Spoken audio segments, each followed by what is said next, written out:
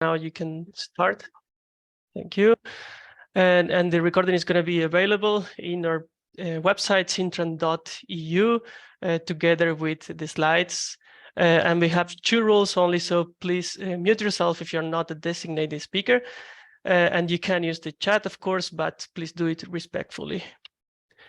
So the hosting team is composed by my colleagues, Yulen, George, Jennifer, and myself. And all of us are working at eClay Europe.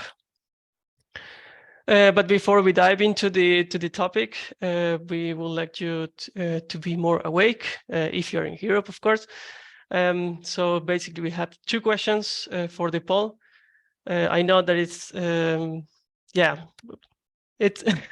we are talking about the next year, and it is what it is. It's already December. So we would like to know, what do you most hope for your region in the upcoming year? And then the other question is, which of the following activities you are currently experiencing within your region? And that is connected more for the to the research that Marie Claire, our keynote speaker, is going to present soon. So as you can see, we have a more optimistic question, which is the first one, and then, but if you're on the pessimistic side, then you have the second one too.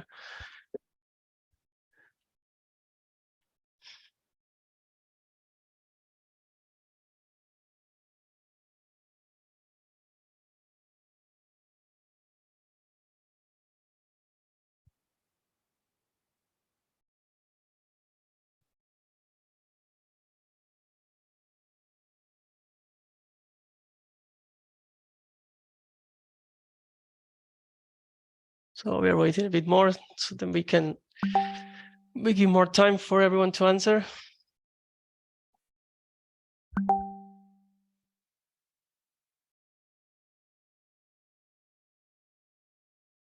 Yeah. I think we can just close it now. So yes, this is nice to hear.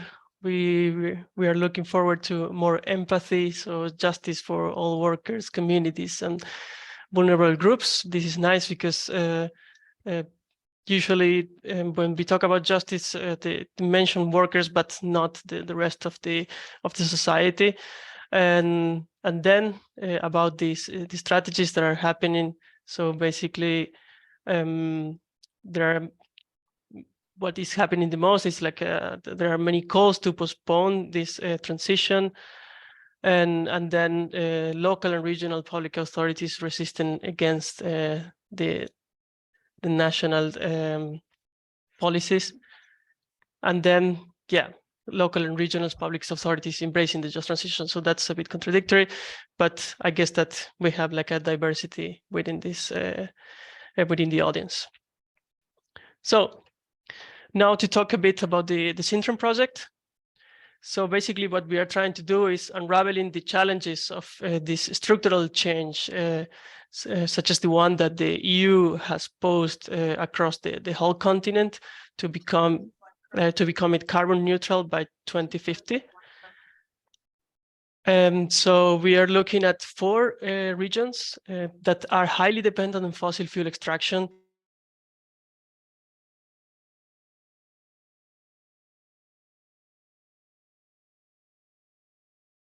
In Estonia.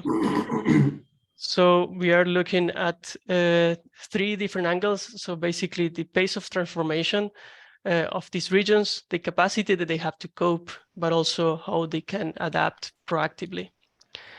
And we are doing so through these 3 different clusters. So basically the theory, the empirical data, and also the outreach, which includes the dissemination and then the capacity building of the stakeholders that are living within these 4 regions.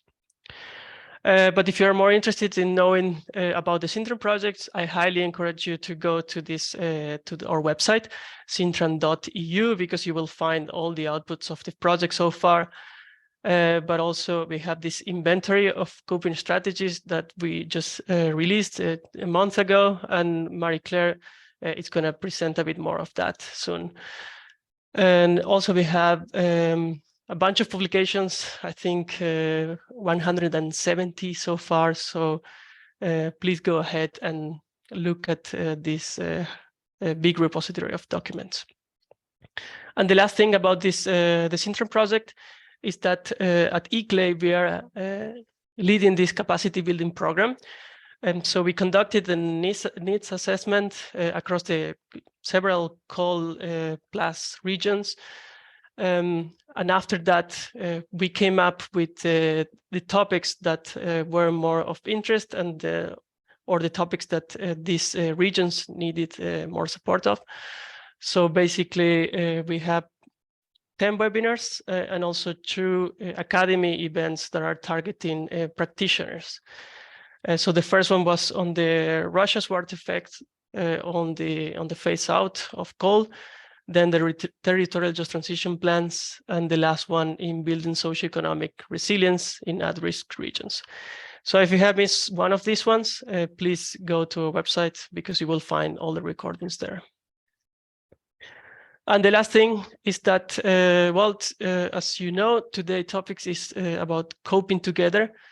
And what we mean by that is how these actors from the coal regions are dealing with these decarbonization policies. But I don't want to spoil you anymore. Now I will present our keynote speaker, Dr. Marie Claire Brisbois. She's a senior lecturer in energy policy in the Science Policy Research Unit at the University of Sussex, and co-director of Sussex Energy Group. Her research examines questions of power, politics, and influence in energy, water, and climate.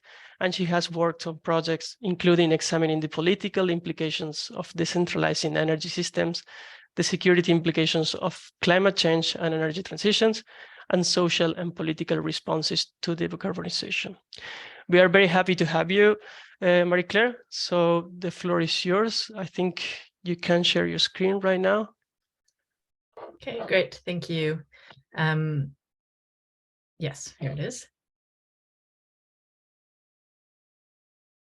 Okay. Thanks very much for the introduction and for the chance to talk. What I'm going to share today are some of the findings coming out of our examination of how people are coping in carbon-intensive regions as they try to transition away, shift economies, and move to a renewable energy future. And I just want to mention that this work is the product of a whole lot of research by a team with a huge bulk of it done by Roberto Cantoni, collecting a lot of data, as you will see, and also our colleague Laura Kanger in Estonia. And I believe Roberto's on the call, but I'm not quite sure. Okay, so the Coping Strategies Inventory is hosted on the coaltransitions.org website. And basically what it is an overview of work that we did to look at more than 400 different examples of how different actors are coping with the implications of decarbonization policy. So this can be anything from what people or workers are doing at the local scale, to what regional governments are doing, to what national governments are doing to try to cope with the changing world. And looking at those actions, we came up with over 40 different categories of coping strategies that represent the range of responses. And these responses are generally focused on either trying to shape future actions. So a lot of this is putting out something in a newspaper to try to shape ideas about what the world should look like, or actually doing things to create change, like investing in renewables or hydrogen, or any of the many strategies that people are taking. And I should mention that that this information comes mostly from analysis of newspaper articles, so at the national level, but also at the regional level. And so that means there's a bit of a bias in what we found because we were focused on what gets reported in the media. We do have some supplementary information from expert interviews and from some focus groups, but I'm expecting comments from the panelists from the regions who may be able to provide a bit more depth into what we saw in the newspapers. Okay, so in looking at the strategies, what we were able to find is that there are really three categories, although the boundaries between them are a bit fuzzy and hard to distinguish sometimes. But basically, we were able to categorize things into strategies that focus on resisting decarbonization efforts to decarbonize, adapting to it, or trying to transform. And so resistance is basically trying to stop changes from happening. And this takes the form of things like protests or strikes, sometimes pushing back in newspapers to say this is a bad idea, those sorts of things. Adaptation is where people are like, okay, this change is happening, but we'd like to preserve as much of the current system as we can. And so we're going to make some shifts along the way. But we'd really like to keep a lot of things the same in terms of sort of how decisions are made, who are the key decision makers, those sorts of things. And so an example here would be what we've seen in some regions where coal power plants have been phased out, but there's been a decision to replace them with gas. And then transformation is sort of a more radical approach to dealing with decarbonization. But this is where you really try to create fundamental changes in the systems that are in place. So in terms of social systems, technological systems, economic systems, but just basically creating something substantially different from what was there before. And so some good examples are deeply participatory decision-making models, or things like renewable energy communities that really shift sort of who's making decisions, who's benefiting economically, and how things are functioning. And so it's important to note that these strategies aren't hierarchical, and it's not 9:17, so we'll shoot for 9:30. It's not the intention. I think somebody's got their. Okay, thank you. It's not that we don't want to see resistance. And actually, one of the things that we found through the inventory is that resistance is really important for pulling out or revealing areas where there hasn't been adequate attention to injustices at the local level. So we've seen things in places where, for example, workers have gone on strike because there's been a decision to decarbonize, but not enough attention to how you will support workers through that transition. So yeah, it's easy to think about resistance as something that we want to stop, but in practice, it's actually really helpful. Sometimes there are examples where resistance is just a pain, but helpful in sort of identifying where we need to pay attention to see if there are injustices on the ground that need to be addressed in order to ensure support or at least acceptance of a transition and hopefully active involvement.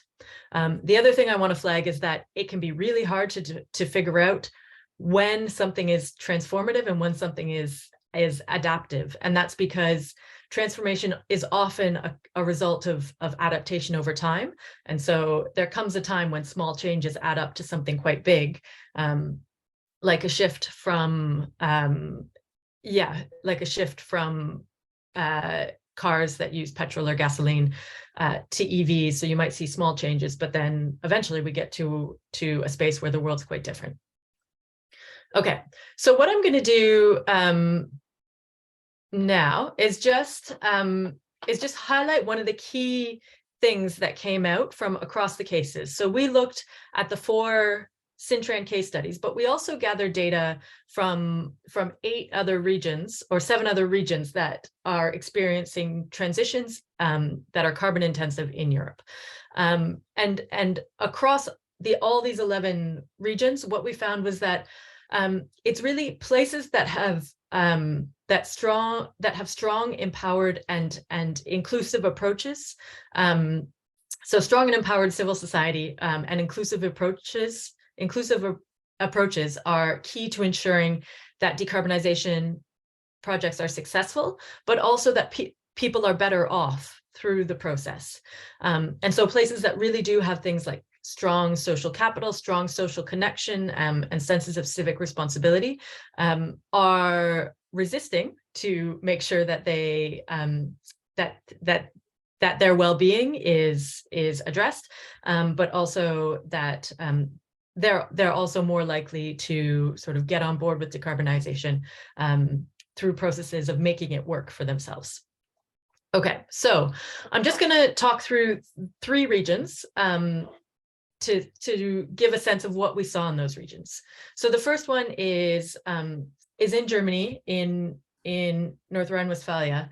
And what we saw there was that early on in the transition, there was quite strong resistance from workers and labor unions and companies, really to try to secure better conditions or better concessions through coal closure. And we did see that they were able to do that. And the companies will say that nobody has lost their job. They've all either been retrained or voluntarily retired or have been moved around. And so there is general support for decarbonization in Germany at large, and also improved justice outcomes compared to other regions. Another key thing is that from the government level, from the top down, there have been really strong efforts to include citizens and diverse voices in decision-making. And I know there's lots of debate about how the process of the Coal Commission or the Futures Academy were not perfect, but there was a clear attempt made to try to gather people's voices and help shape transition processes and plans together. We do still see ongoing resistance to, for example, renewables, but so in terms of protests against specific turbines or siting, but again, this is probably usefully thought of as an opportunity to try to do things a bit better, and look at what might need to be done in terms of control over the process, ownership, inclusion, in order to reduce that resistance. Okay, so in Estonia, one of the, and it'll be great to hear from Anela from Estonia, but one of the big things that came out of our study was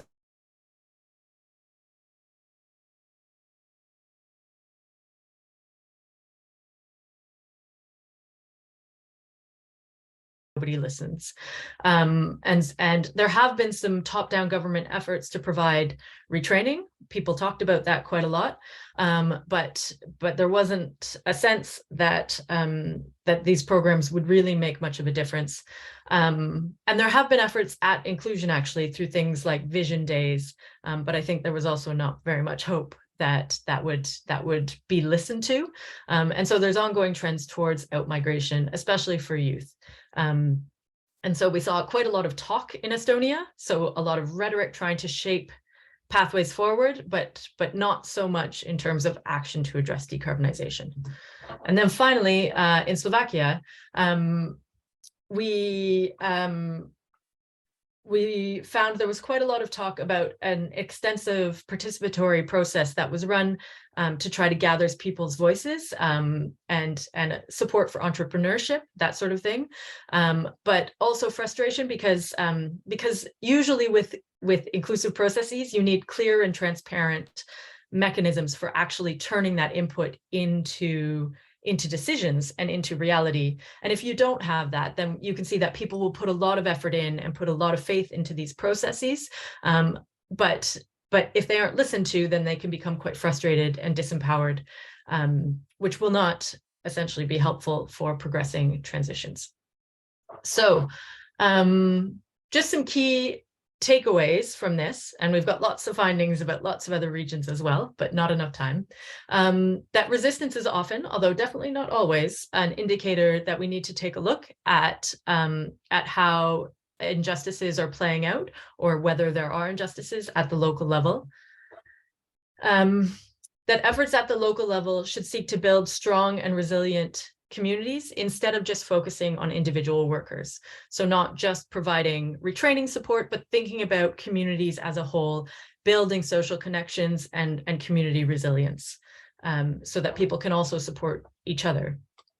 And that participation and inclusion is definitely essential. We're seeing that it's quite hard to have a transition without having people on board and actively participating. But there needs to be clear plans and transparency in how that sort of input that's gathered will be translated into policy decisions. And so if a token approach is seen to this, and this is something that we see across the regions, then you can actually risk alienating citizens and making things worse. And I think that's all for me for today. Hopefully that was somewhat close to 10 minutes, and I'm sorry if it wasn't. Thanks. No, I think it was fine for time-wise as well as content. So thank you very much, Marie Claire. And so I think now, before we get into the questions, I'm going to introduce our next speakers, and I would ask all of the panelists to turn on your cameras as well. So as mentioned, we have 3 speakers. So we have Marin Kretschmar, who is a doctoral candidate at the University of Münster and the University of Applied Sciences in Köln.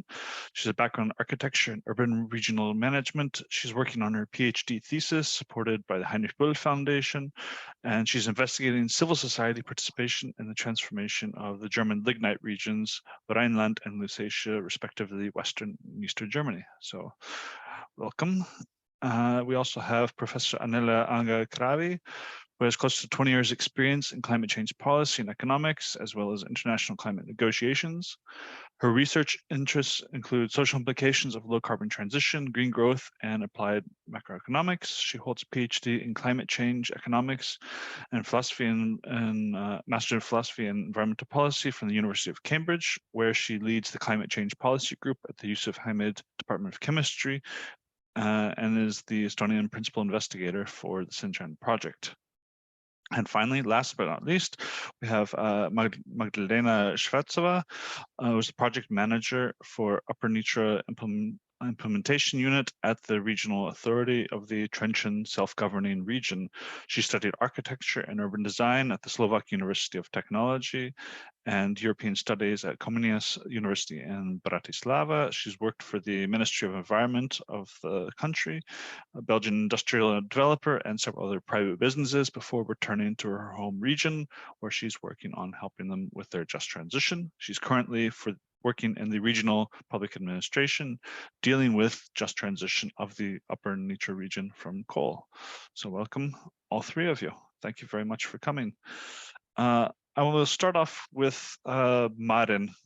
So going back to Germany, what is your take on this? Are there things that you feel that Marie Claire got right on the nose? Are things that you are not seeing? And how do you see things? What's your reaction?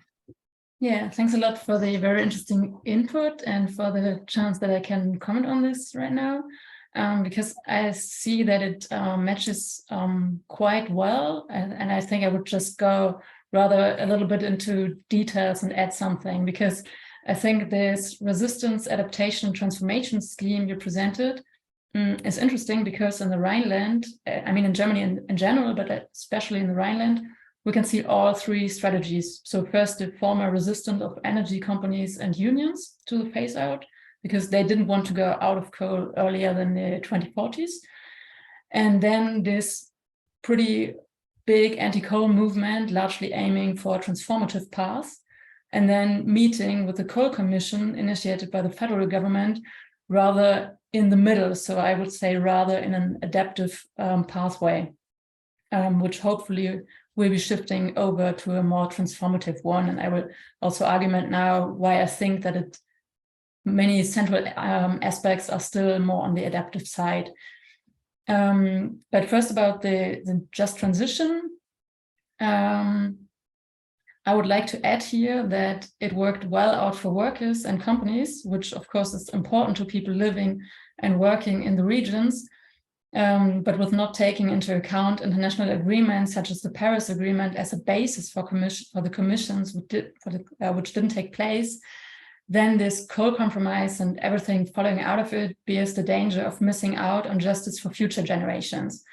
And last year, we had the case here that the highest German court has decided that future generations have a right not to bear the burdens of climate change and emission reduction on their own.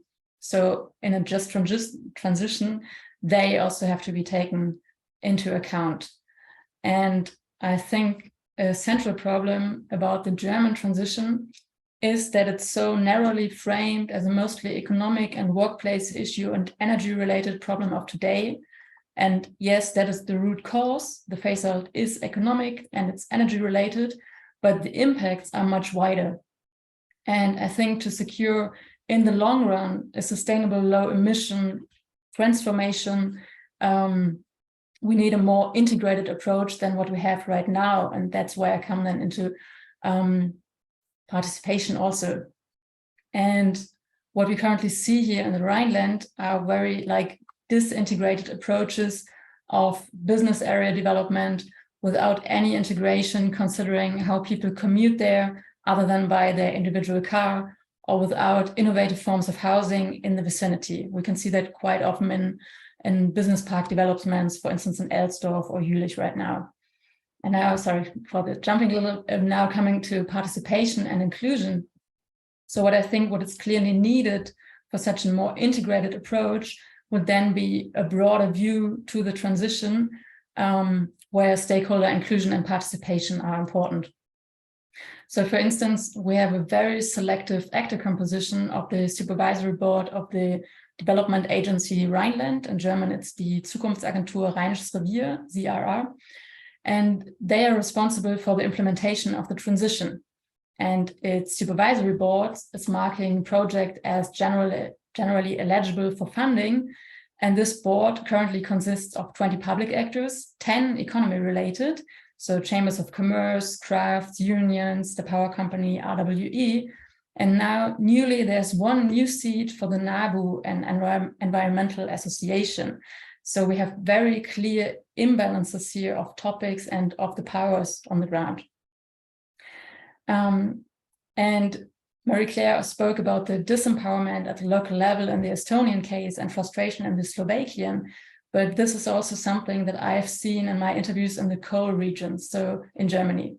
So wide frustration among organized civil society and among individual citizens who participated in stakeholder conferences or in general public participation processes, but all of them reported frustration about intransparent processes or unclear goals and very poorly designed participation schemes where you just write post-its without being able to trace what happens to your input in the end. And here in the Rhineland, it's also the case with a very active civil society coming out of the protest that actors have already in 2018 have presented transformation initiatives and ideas, partly also to empower local population to engage, but they have mostly been put aside onto sideline participation formats where you may state your opinion, but you don't have the chance to further define your ideas and to receive funding in the end. And I think this frustration and this experience with this, there's not only the danger of this alienation and resistance you spoke about, but also to miss out on a lot of transformative potential of civil society and citizens. Yeah, thank you so much from me.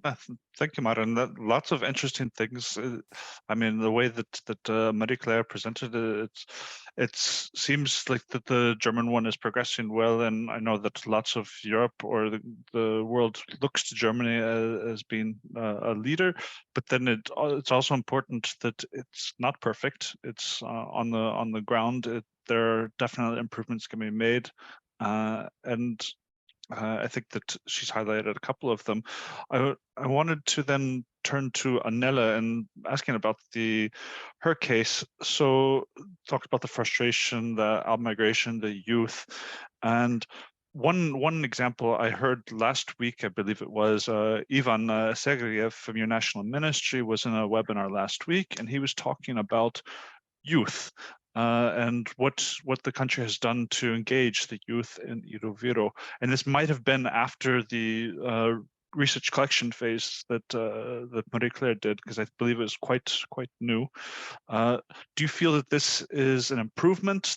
That youth now feel less frustrated? Do you feel that there is some potential for outmigration to slow down because of the way that the youth have been engaged there? Yeah, thank you, and good morning, everyone. And thank you, Marie Claire, for your presentation. Really interesting. I wish Ivan was here instead of me. So he's in the Ministry of Finance in charge of just transition. So he's the best person, but he wasn't available, and anyone else. So I'm coming more from the research angle, but also I've worked with the government. I still continue doing some work for them for a very long time. So some insights from there. And I also have some insights from the recent COP27 of the UNFCCC in terms of just transition. So I'll try to pack everything I'd like to say into five minutes. But first of all, I'd like to respond to the 3 points Marie Claire made. I can just echo those. But what I can say that the current Russian invasion to Ukraine has changed some of it. And whether it's positive, probably in terms of energy transition, not perhaps positive in terms of the people in the region.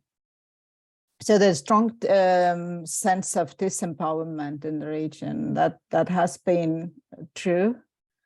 The sort of hopelessness, being powerless, that has been a sort of kind of quite widely known also in Estonia among civil society. The recent situation when there's a high inflation and energy shortage, I think it was yesterday, day before yesterday, the Prime Minister announced that the country needs to be ready for blackouts. So we're getting to that situation now. So what that means that more oil shale is used now. The state-owned energy company is looking for more miners, and surprisingly, it's difficult to find them. So when we started our research in CINTRAN, we were thinking that there's a very strong identity, so that the miners stay miners and they don't leave the region, but apparently they have left. And this is the outward migration also Marie Claire highlighted. And it's very difficult to get them back. They have retrained themselves, many, and have new jobs and don't want to work underground anymore. And that was one of the things we found when we had our interviews with miners and with other stakeholders in the region. And the ones who have been re-employed and working there, or still working there, have never left, they feel now that the times have changed, and kind of the feeling that the times have changed forever and their jobs are not in danger. What is also interesting change because of the more energy demand and war, what we did not expect when started the project. In terms of youth, it's very interesting that there's also the civil society, but particularly the youth, self-organizing. There's a new youth movement. The name of it is just, can't remember, but it's a completely new youth movement in the region. That is very interesting that, so previously most of the youth movement, like Fridays for Future and the similar in engaging environmental issues were mostly centered in the capital. Now there's a self-organized youth movement. We're planning to talk to them because they're just getting themselves really going. Planning to interview, probably will get more information from them very soon. But it's very, very interesting. In terms of out-migration, it has been the case and unfortunately continues to be the case. Many miners, they while working underground, they actually retraining themselves, what we found interesting. They're learning another job. And the moment they can, they leave, mostly, unfortunately, for us, they're leaving for Finland. So that's probably what I can reflect on that. But they are interestingly, in the sense of like being powerless, has now kind of switched somewhat because of the high energy demand and more need for miners and more need for their services in the region. And we still expect blackouts despite that we're using more oil shale now. But I think Maren made a very good point, like the sort of disintegrated transformation, I think was the word she used. It brings me to the discussions we had in Egypt, the UNFCCC on just transition, and the sense amongst countries that we need managed transition. We should prefer managed transition to unmanaged. So also talking to unions, trade unions who were present in these discussions, there's a sense, but now the question is how. And I think this is where CINTRAN project and sister projects are really coming in to help answering the questions how. And the work on scoping that strategies is part of also that managed transition. So how do we cope? And that was very interesting, and there's a lot of need for information, a lot of need for information, also for exchange of best practices. So as you probably many of you know that the parties to the climate convention decided to set up a just transition work program. What it's going to look like, we don't know yet, because the negotiations will take place over next year. So the negotiations to form that particular work program will be happening in June, during the first session that happens in June, and will be hopefully finalized in December in Dubai when we have COP28. So, but the more attention to just transition, more attention to manage transition is very interesting shift also in the UNFCCC, because before there was not much attention paid to how we do it. The main thing was what we need to do. I think now we're very clear what we need to do, but now the big question is how, and how we do that so that we don't leave anyone behind. And lastly, I know I've taken a lot of time, lastly to say that just transition, that in the Paris Agreement is defined as just transition of workforce and creation of decent quality jobs, becomes a bit wider now, also seems to become a bit wider under the convention.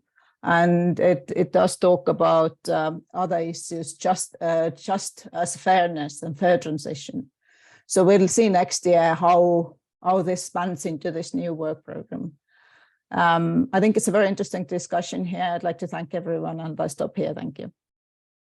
Thank you very much, Anela. I will point out that I've seen some questions in the chat, so please keep them coming. We'll get to those in just a moment. There was one that was sent to me that was related to migration and youth in Estonia. So if you feel that Anela did not address your question, feel free to put it into the chat to everybody. It's fine to write to everybody, and we can follow up with that later. But first, I would like to get to Magdalena. So Anela talked about a managed transition that's happening, that's starting to happen a bit more in Estonia, and we've seen some management in Germany, perhaps not perfect, but still some management.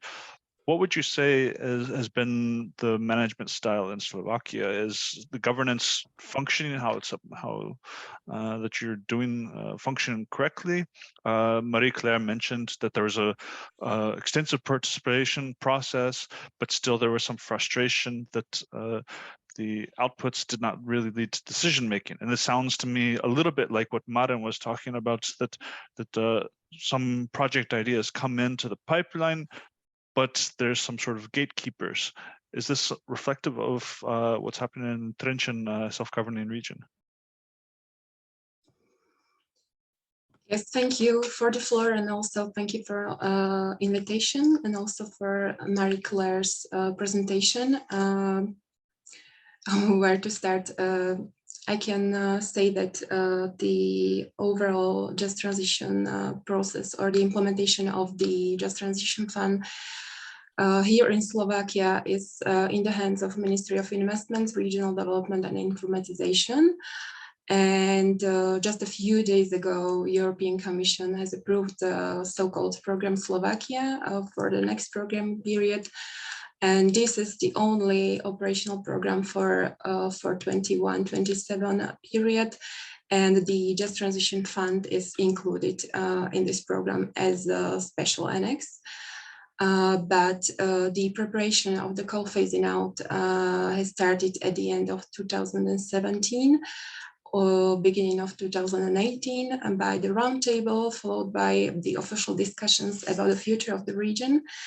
And maybe here I can also agree with Maren and also Anela that we had also different, maybe different strategies. For example, in the beginning, there was some kind of resistance also from the government, from the politics, because of this issue is not easy to talk about. Our region is formed by 2 districts, and together there are about 175,000 inhabitants. In the peak years, the mining company, which is operating the coal mines here, they had about 30,000 employees, but already there had been some diversification, and now there are about 3,000 miners. So maybe what I didn't mention, that there was already this stakeholder engagement process. Different stakeholders were forming groups that produce the basis of the future vision for the region, and they have proposed 4 pillars of intervention as the basis of the future action plan for our region. And this was, I'm speaking about the year 2018-19. And this document has been approved by the Slovak government as a strategic document, but it hasn't been directly linked to financial sources. So what we had to do, we had to basically wait for the establishment of the Just Transition Fund, and also all the mechanism. But I can say that we tried to, in the meantime, we tried to implement some measures. So we had several projects targeting on the capacities. Also, one project is dedicated to miners who are losing their jobs, and they're being reskilled. And maybe what I can say, that basically the action plan which arose from the region has been supported by the European Commission, who contracted the consultancy PricewaterhouseCoopers. This consultancy basically brushed off the results of the working groups, and they basically facilitated the discussion here. And finally, this action plan has been presented. There were lots of public hearings and presentation here, but I'm speaking about 2019. So I would say that the enthusiasm of the people here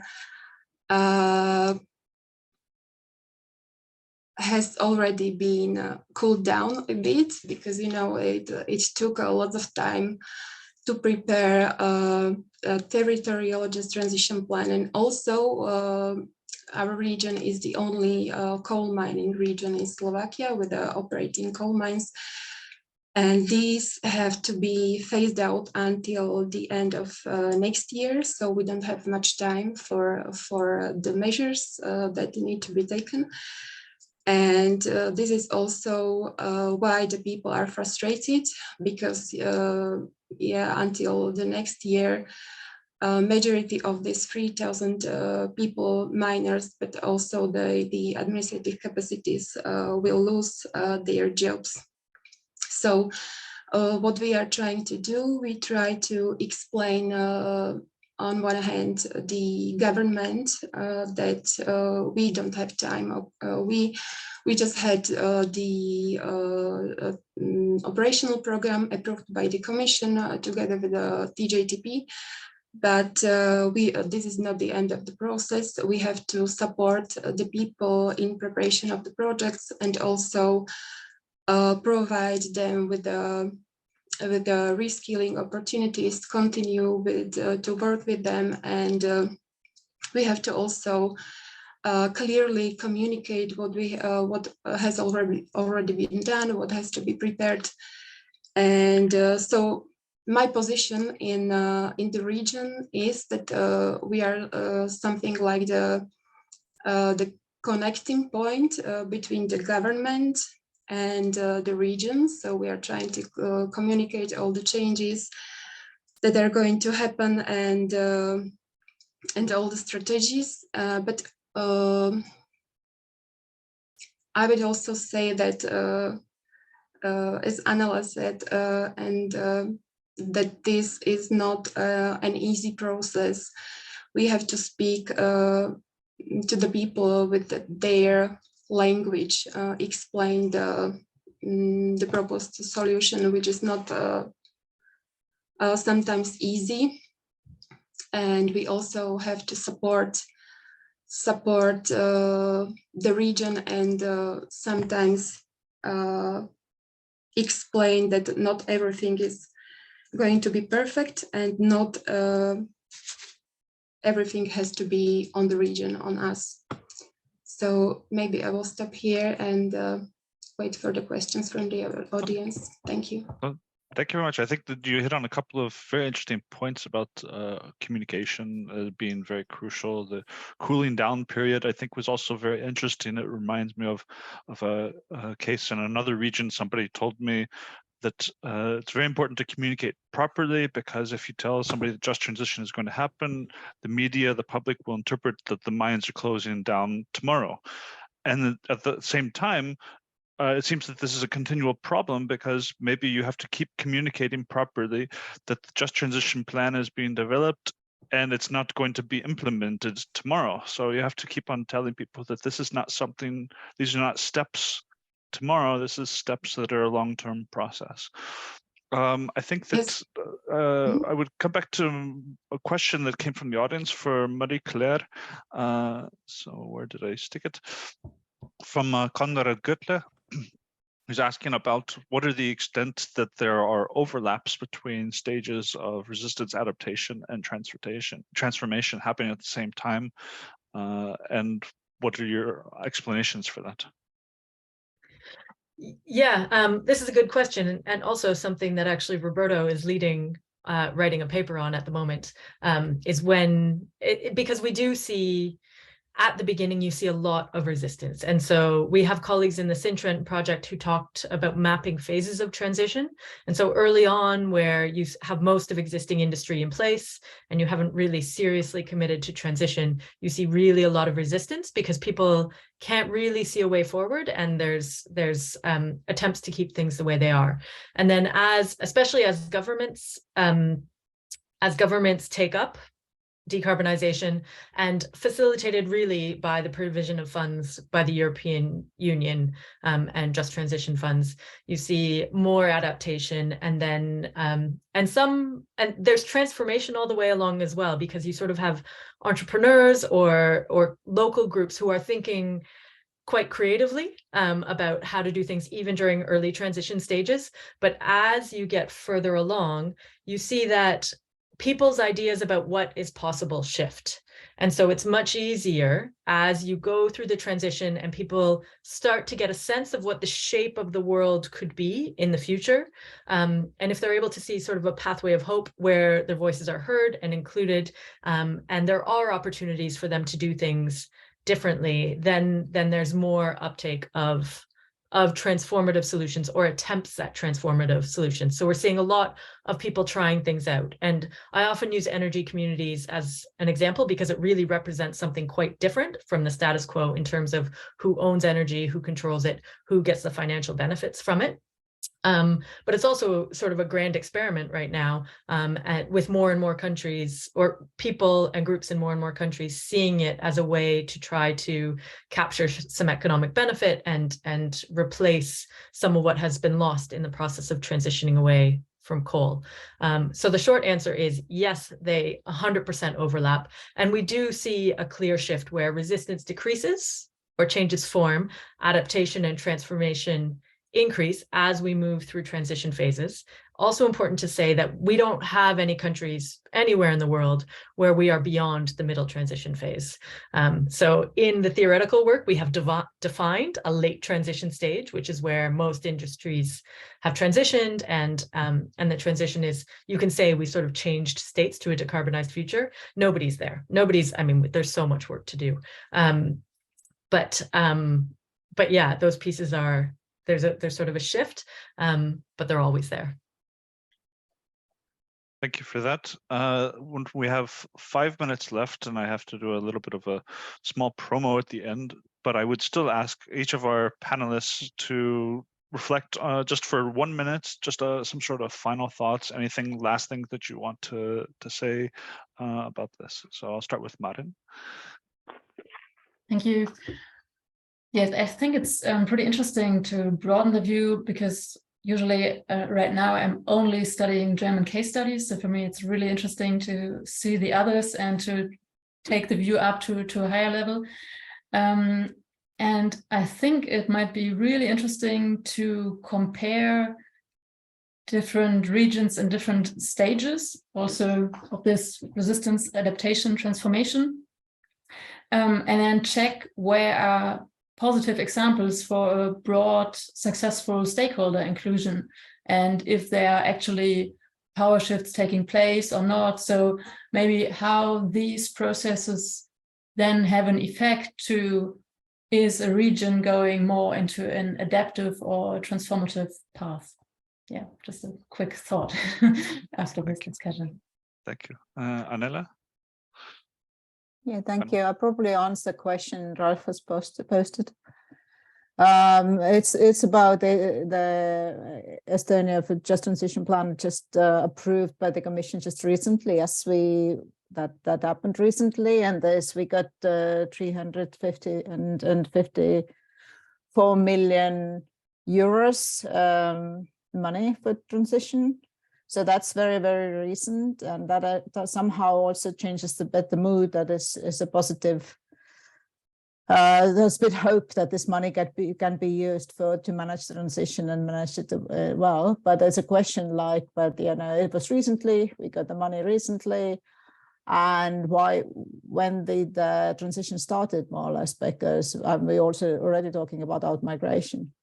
So that's I would say conscious transition is just very new, because it was 2 years ago where the government approved a plan that will stop burning oil shale by 2035, and oil shale use for any purpose will stop, mining will stop 2040. That means the 5 years there is to producing shale oil. But why there's been already outward migration, and the reason is that the old Soviet style production system have been restructured, and all the production has been made more efficient, new machines and so on. So that means laying off workers. And before that, of the conscious transition, there were 1,200 workers minus were laid off already. So before we started talking about just transition. So because of labor costs, because of the EU ETS, because of building more efficient furnaces, doing everything like, restructuring the industry itself. So this transition actually has started before we called it just transition in terms of coal. I like the communication point, Magda. It's interesting because in Estonian, the way to green transition or transition is called is like green turn. And I think exactly, George, the point you made was that it's actually not sudden, but it gives people feeling that there's something sudden and abrupt happening. Even just using the name itself, green turn instead of green transition as a process, gives people feeling of insecurity. People not, it's for the entire country. What happens to us now is the big question. But I'll just a couple of reflections from me and I'll stop here and thank you all. It's been really interesting. Thanks. Thank you, Annela. And Magdalena, final words from you? Yes, I would like to also say that about the topic that Annela spoke about, that we have the pandemic, we have the war in Ukraine, which is Slovakia's direct neighbor. And I would say that almost in each bigger city here in Slovakia or the town, we have a crisis center for Ukrainian people fleeing the country. And also, we have the energy crisis, and considering the EU decision to decrease the dependency of the Russian gas, we have to act now, and we have to make sure that the original purpose of the Just Transition Fund and the European Green Deal targets will continue to happen, even under these conditions current, and that we will continue to support those vulnerable groups and people affected by this transition. We have to provide the alternative jobs, reskilling and upskilling of the people, and opportunities not only for the social protection, but also for the new investments, for the continuous transformation of the region. And also we have to find or support continuous funding from different sources, not only from the Just Transition Fund, and also support people by the events such as this one, and support knowledge sharing. And I would like to also thank you for the invitation, and it was a great discussion. Thank you. Thank you very much. Thank you all as well. I'd like also to thank all four of these wonderful women. If you didn't notice, we had, except for us, we had all women here. So I think we can have this in the future. I think this is very, very good to have. I just wanted to give you a little bit of a promo about things that we're working on in the new year. We have more webinars planned for the CINTRAN project. We don't yet know the timings or the sequence that they will be, but we're looking at aligning just transition plans with other strategies, for example, SECOPs. So this is something we're looking into. Marie Claire brought up energy communities in coal plus regions. This is also on our mind as something that's very popular and trending, and we think is a really good solution. So we're probably going to do something with that. We also want to look at improving stakeholder engagement, looking into particular groups, for example, the youth or trade unions or others, maybe even some looking into gender issues. So why don't we have more webinars which are just women, things like that? Why are there not so many decision makers that are women? So this is all things that we are contemplating. I can't promise that we will have them all because we can't do every single webinar. There's so much to do, but we welcome all of you to keep on joining us. Please subscribe. Go to the final slide. One more actually. So please subscribe to our newsletter. You can also follow us on Twitter and also on LinkedIn. And we're wishing you happy holidays, whatever holidays they might be, or even if not holidays, then just relaxing time, hopefully not away from, not at the computer all the time. So thank you also to the audience for the questions. We unfortunately didn't have time to answer them all. I invite all of you to find the speakers on LinkedIn or whatever and ask the questions directly yourselves as well. And you can also send it to us. Thank you, everyone. And we will be back next year. Thank you. Thank you. Bye. Thank you. Bye. Thank you. Have a good day.